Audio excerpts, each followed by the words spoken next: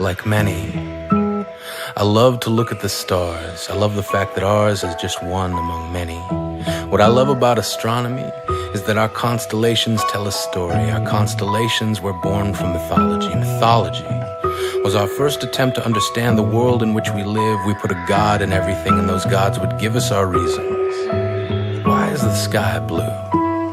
Who chose blue? The gods. How come men have nipples? It's the will of the gods. Why does this wine taste so good? There's a god in it. And for a while there was not a single thing that the gods could not explain. We believed that their anger gave us lightning, their despair gave us rain. We whispered our desires to them, believing that their charity would sustain us. But those gods were just stories. But stories became a large part of how we learn. They burn lessons into our memories. They become a part of how we remember, and we can remember almost everything, right down to that first unbearable bee sting, when we learn that this tiny blue marble we call the world has rules. Rule number 1, don't fuck with the bees. An unforgettable lesson brought to you by your memories. I remember that I grew up loving mythology. I remember the story of the Titan Atlas, who is also the god of astronomy, the original global positioning system, sending sailors safely home by telling them which constellations to keep starboard. He taught us about the stars. He did all this while he held up ours, our pale blue dot. But Atlas is caught between two different tellings of his story. In the first, he leads a rebellion against Olympus and is then sentenced to hold the heavens on his shoulders for eternity. In the second story, he is chosen to be the guardian of the pillars that hold up the earth and sky. I prefer the second story. It means that the world is not a punishment, but rather a responsibility. But how can just one be charged with such a burden? How can just one be responsible for all this? When I think of Atlas, I think of a single drop of rain. I think how unfair it would be to hold a single drop solely responsible for making the entire world clean again.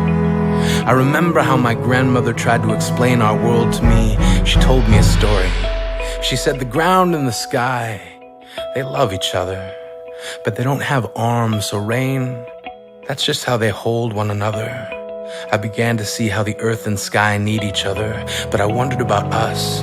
In this perfect design, where do we fit? Which piece of the puzzle are we? Like constellations, I began to see a connection between dots.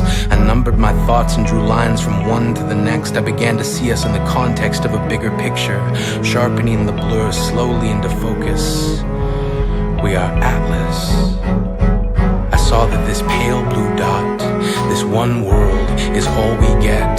There will be no reset button, no new operating system or downloadable upgrade. We will not be allowed to trade in our old world for a new one with climate control or better fuel efficiency. We get one shot at this. Dismiss all reports of second chances, we get one. And yet we draw advances on our future as if we won't one day be held accountable. We will. We are. The human race runs toward a finish line emblazoned with the words too far and wonders, will we ever cross it? Have we already? We are faced with a seemingly impossible task, and it's okay to be afraid. Our dilemma stands before us like a mountain carved into a blockade. The sheer magnitude of our problem would be enough to dissuade anyone. How do we save the world?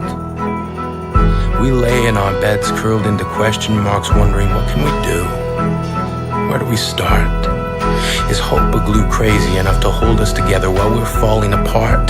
The burden seems immense, but we can do this. We must take the martial arts approach to loving our planet, love as self-defense. Forget about the cost. There will be no other thing as worth saving as this. Nothing more important, nothing as precious. This is home. All of our stories start and end here. We are sheltered within an atmosphere that has given us every breath we will ever take. Every monument we will ever make has come from the flesh of our planet. Water like blood, skin like soil, bone like granite. It is not a myth. There is no debate. Facts are in. Fact is, there's never been any question. We are facing crisis. We dismiss the truth not because we can't accept it, but because having to commit ourselves to change is a scary prospect for anybody. The most alarming part of the statement "we are facing crisis" isn't the word crisis, it's the word "we." Because those two letters take responsibility away from one and rest it squarely on the shoulders of everybody. We are Atlas now, but our strength will come from finding a way to share in shouldering the responsibility of turning the impossible into somehow. Somehow, we will do this. We can do this. We can dismiss apathy. We can reject uncertainty. We can be the new chapter in our story. We will not see change immediately. We must act in faith. As the hour hand grips the minute hand and they land on the 11th hour, we must believe like the seed that change is possible. The seed never sees the flower.